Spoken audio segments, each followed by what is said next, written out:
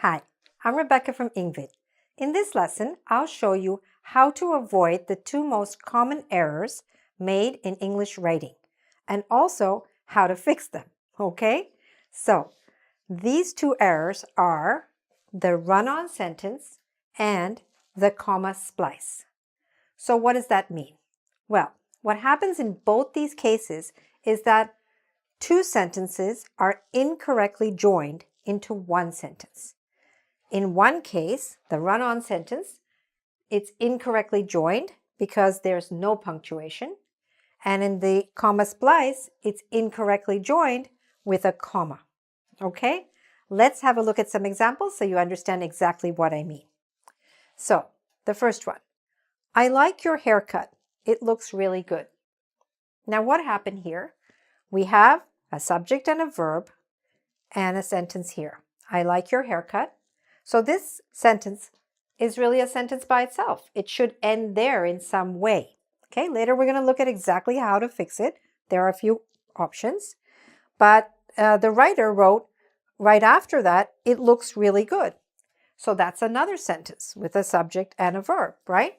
We have it here. All right, so this is incorrect. And this is an example of a run-on sentence because it's two sentences with no punctuation. Let's take a look at this one. I like your haircut, comma, it looks really good. Well, it still should be two separate sentences in some way or correctly joined, but it's not. It was only joined with a comma, which is incorrect, okay?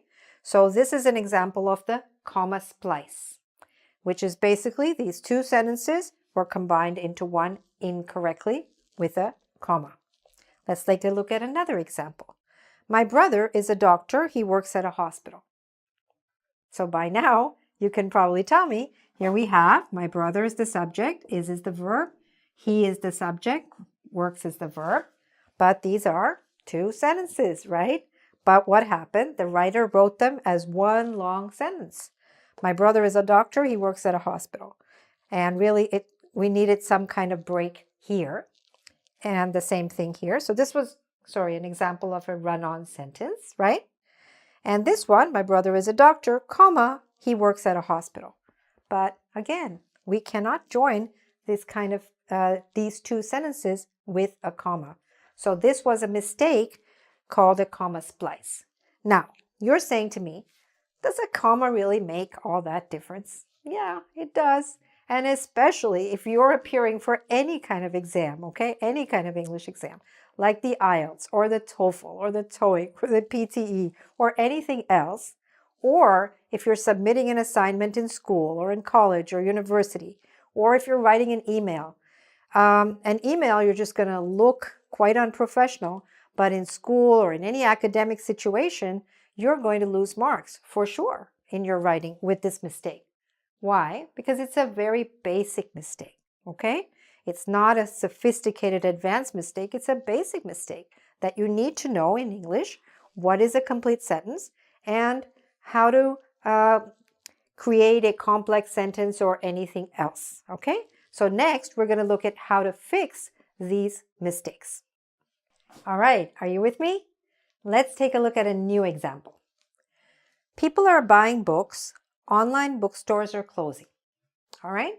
So right now, the way it is up here, this is a mistake. This is which one? Run-on sentence or comma splice? It's a run-on sentence, okay? If it had a comma here, then it would be a comma splice. But one way or the other, we have two sentences which are incorrectly joined and made into one sentence. So how can we fix it? So here first, I'm going to show you two easier solutions that you can use. So the first one is to separate the two sentences with a period. For example, people are buying books online, period. And then, of course, because now we have a new sentence, we need to make this a capital. Bookstores are closing. All right? Got it? Separate them with a period. Separate the two sentences and start the new sentence with a capital letter. Second option, separate with a semicolon. Okay, what's a semicolon? It's a punctuation mark that looks like this. It's actually a really good punctuation mark to get to know, because if you use a semicolon in your writing, it's considered a little bit more of an advanced punctuation mark, and it shows that your English is at a little bit of a higher level. It's a very popular punctuation mark in universities and academic writing and so on. Okay, so learn it. It's not hard to use. And what does a semicolon mean, or why do we use it? We use it to separate, yes, but we use it when two sentences or two ideas are quite close in meaning. Like here, right?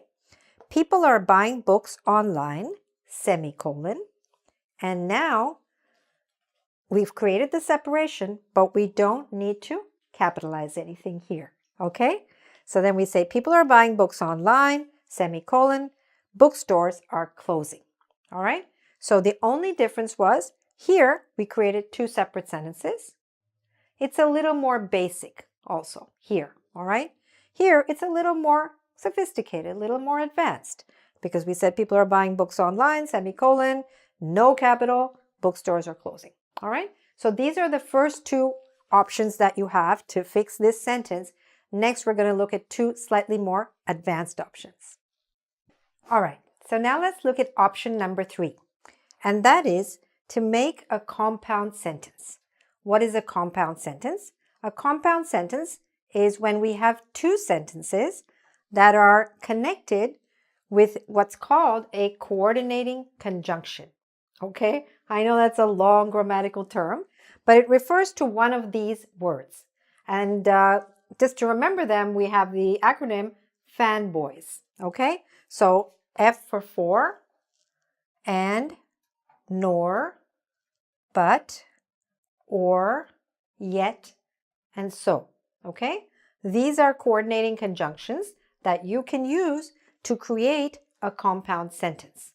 For example, people are buying books online and bookstores are closing. Now it's a proper, correct sentence in terms of grammar. Or we could have said here, people are buying books online, and in this case, comma, so bookstores are closing. Okay, but either of those words makes this now a correct sentence. All right, and that would be called a compound sentence because we have two complete sentences. People are buying books online. The second sentence, bookstores are closing, but they're connected properly. Okay, I hope you're with me. I'm sure you are.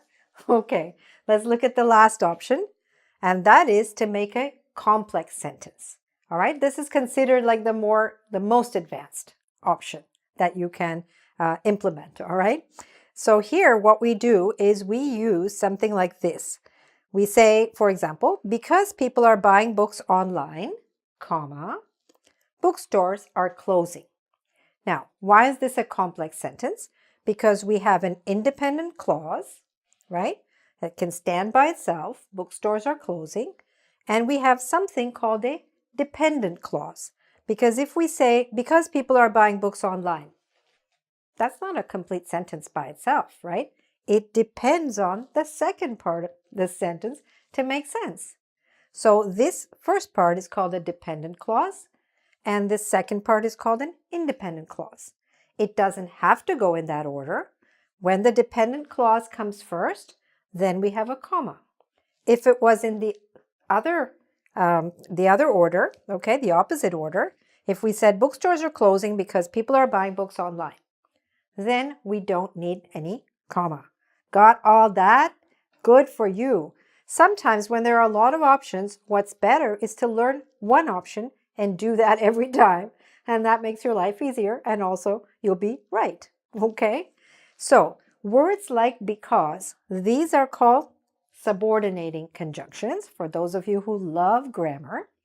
And examples of subordinating conjunctions are because, or before, after, although, though, as, since, and because. All right?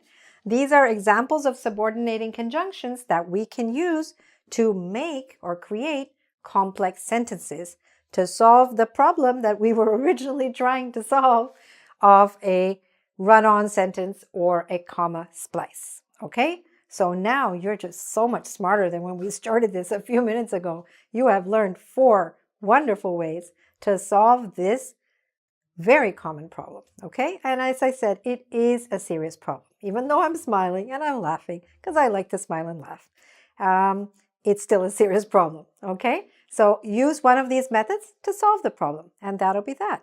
And pay attention to your own writing in the next week or so. Look at your emails, check your writing. Are you doing this?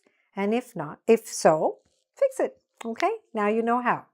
All right. So in order to master this though, and make sure that you don't do this anymore, please go to our website, www.ingvid.com, and there you can do a quiz on this. And I highly recommend that because the more practice you can get with it, the better you will get, and also the easier it will become. All right? It won't seem just like a lot of words like, oh, complex sentence, compound sentence.